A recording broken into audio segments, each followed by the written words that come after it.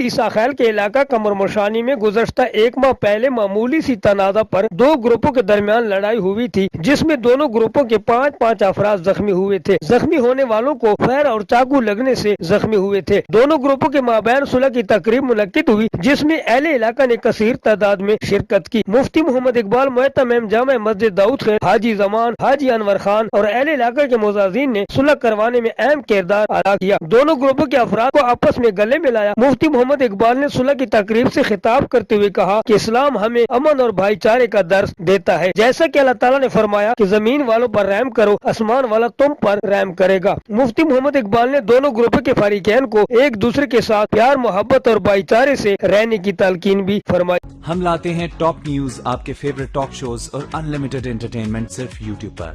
اگر آپ نے ابھی تک ہمارا چینل سبسکرائب نہیں کیا تو ابھی سبسکرائب کریں اور بیل آئیکن کو کلک کر کے ہماری لیٹسٹ ویڈیوز کے بارے میں اپڈیٹ جانیں۔